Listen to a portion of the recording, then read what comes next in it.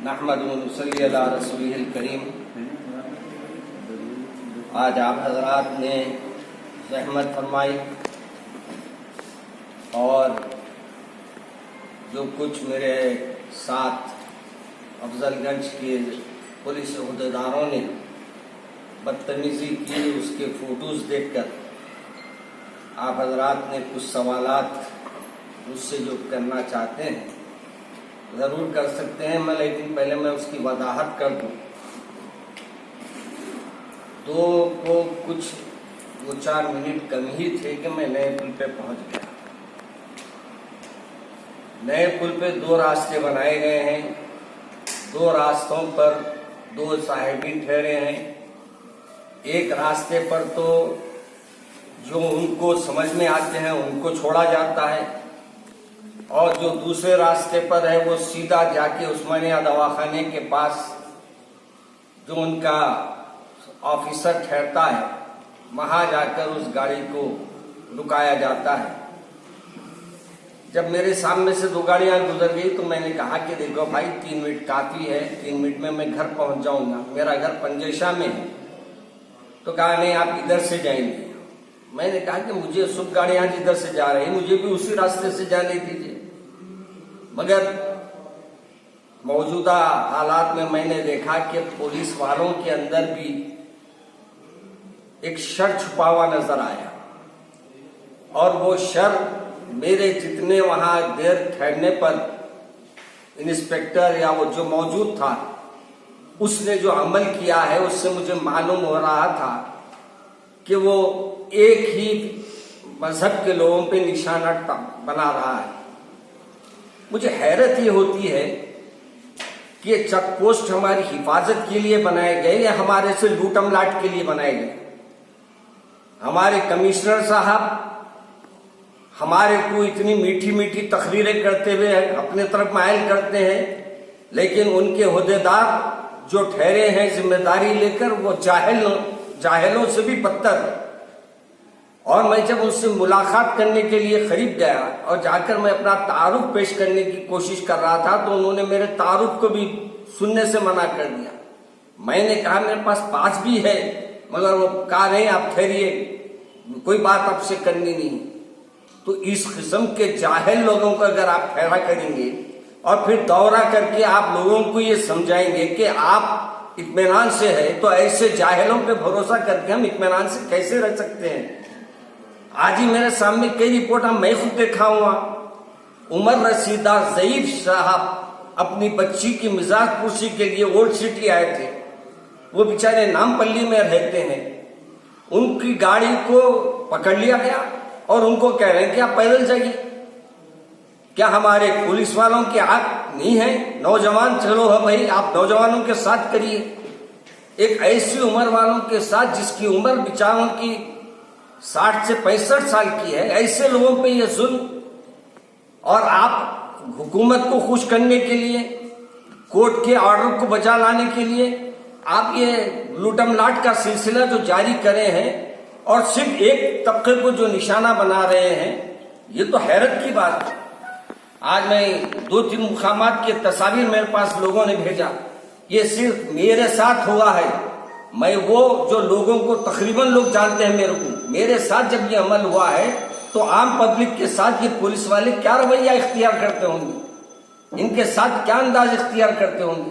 और फिर यहाँ का एसीपी हमारे क्या है उनका नाम याद नहीं आ रहा, कोई आनंद साहब है शायद ना, आनंद फोन किए उनको, उनके एसीपी को फोन किए।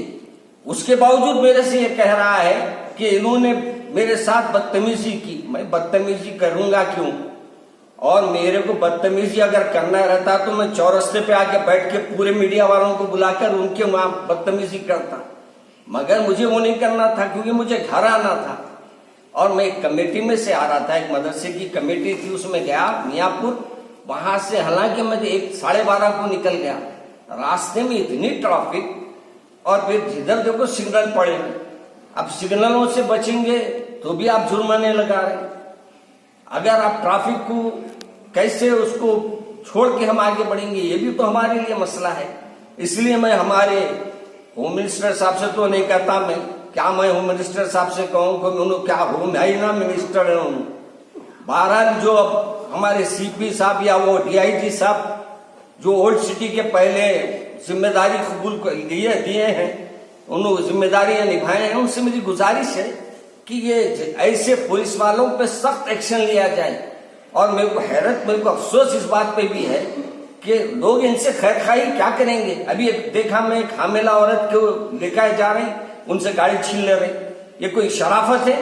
15 मिनट पहले 2 से 15 मिनट पहले, चलिए आपके 2 बज गए तो अलग बात है, फिर ऐसे केसों में कौन उनको हमदर्दी करेगा?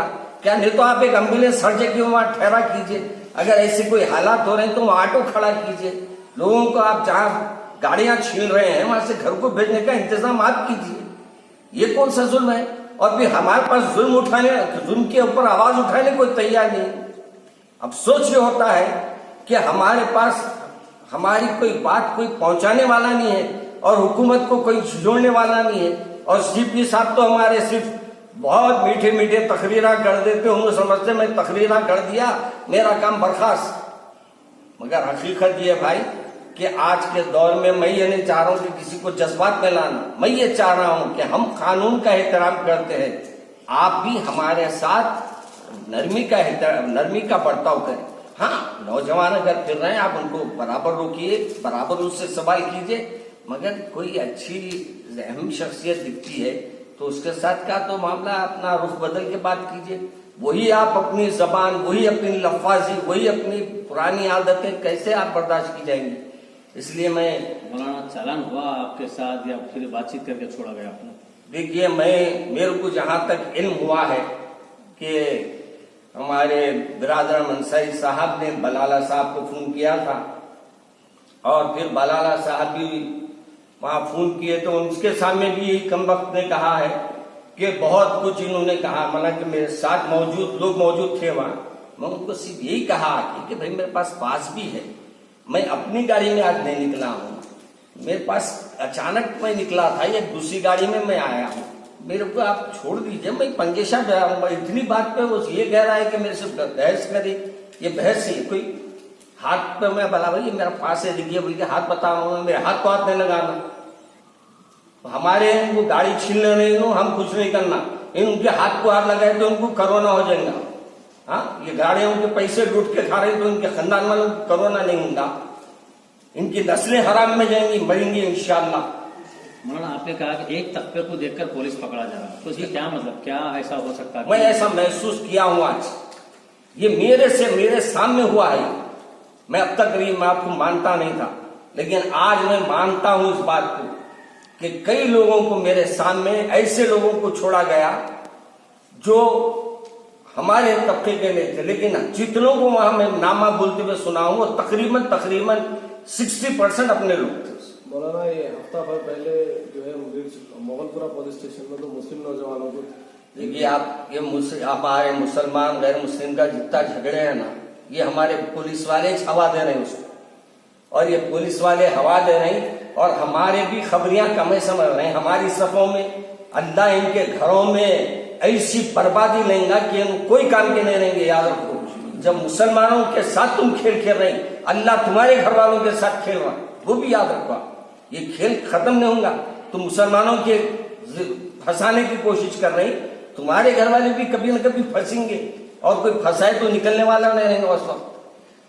मौलाना, आपका कहना यह है कि पुलिस एक तबके को देख रही है, बिल्कुल सीधी बात ये हो रही है, आपका निशाना पुलिस पर है, यानी कि पुलिस एक तासुब भरा काम कर। बिल्कुल बोल सकते हैं आप। मैं अपनी आंखों से देखा हूं, मैं अपनी आंखों से देखा हूं ये बात। मेरी गाड़ी के सामने 3 गाड़ियां, मगर क्या बात किसी को रोक के आप आईना तक नहीं उतार रहा हूं, क्या दिखाया आपको जो बाहर छोड़ दिया उसको? मौलाना, और एक 2 आखिर ये होते कि गरीब आम की बड्डी वाले को मारा और मदीना चला तो ऑटो। देखिए, मैं बता दिया ना आपको कि ये जहालत, इनको परमिशन क्या मिल गया है, इन्हों ये समझ नहीं जिसको चाहे जो कर सकते करो, समझे ना? इनको ये समझ में आ गया है कि हम कुछ भी करें तो हमको पूछने वाला नहीं है। मगर हमारे दीगर ओहदेदारान जो शरीफ है, जो बासलाहियत है, उन पर यकीन है कि वो ऐसे लोगों पे तहकीक करेंगे और जो आप देखिए, मेरे को बोलिए, आप खुद जाके जहाँ जहाँ इनके मरकज बने हुए हैं वहां जाके देखिए, लिस्ट देखो आप जाके, एक वक्त कितने बुक हुई के साहब नाम पे। आपको मैं यकीन से दिया, आज मैं यकीन से बोल रहा हूं, मैं 30 नामा तो अपने छूंगे उसमें आज। अब कुछ भर्ती को उनके नाम अलग डाल दिए, वो अलग बात है।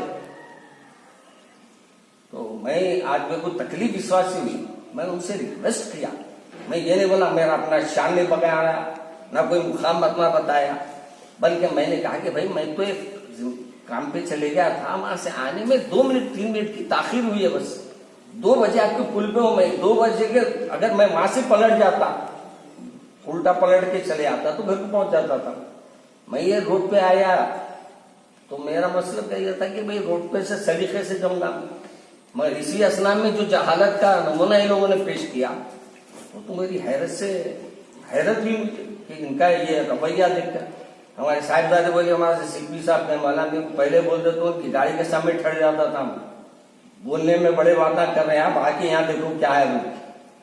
मेरे को तो मिले नहीं सीपी साहब, अगर सीपी साहब, मैं मदीना बिल्डिंग तक आया हूँ पीछे, मालूम हुआ सीधा निकल गए वो कहीं और चले गए, वरना मैं सीपी साहब को फिर ले जाता था वहां। मैं भी एक इंसान का, मैं भी हैदराबाद का एक वो हूँ, शहरी हूँ, और मुझे हक है सीपी साहब से बात करने का और सीपी साहब को सही रहनुमाई करने का। एक शहरी होने के हिसाब से मेरे को हक है ना। क्या एक तरफा जुल्म सहना हमारा काम है क्या? हरगिज नहीं हो सकता। और यहाँ के जो हमारे मीर चौक के जो बात करते हैं, अभी मीर चौक तो कोई काम के नहीं है, सिर्फ यहाँ अपनी धुन में जो आया वो करते हूँ। अभी हम कई ऐसे पुरगामा हो रहे हैं, मगर हमारे पूरे लोग आंखा बंद करे हुए हैं, और हमारी मस्जिदों में 2 जनों को जमा होने नहीं दे रहे। क्या वजह से भाई? हमको देखते हैं, हम अंधे बने हुए, ये लोग आए लोग तमाशा करने तो हम नहीं देख रहे, समझ रहे हैं क्या? मगर हम भी ये देख रहे हैं कि भाई एक मौका है, परेशानी है, चलो रियायत करो, मगर ये रियायत का नाजायज फायदा उठाना, ये बात गलत है। ठीक है, शुक्रिया।